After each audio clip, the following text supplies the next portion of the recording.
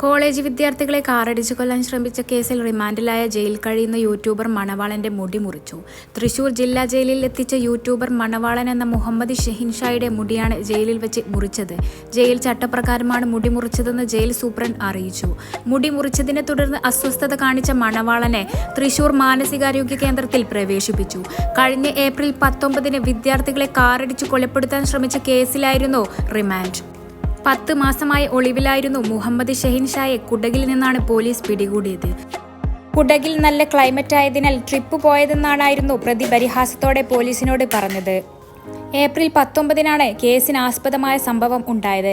Kerala Varma college റോഡിൽ വെച്ച് motor സൈക്കിളിൽ യാത്ര ചെയ്യുകയായിരുന്നു 2 കോളേജ് വിദ്യാർത്ഥികളെ കാറടിച്ചു കൊലപ്പെടുത്താൻ മുഹമ്മദ് ഷെഹിൻഷാ ശ്രമിക്കുകയായിരുന്നു. ഈ സംഭവത്തിലാണ് പോലീസ് തുടർ നടപടികൾ സ്വീകരിച്ചത്.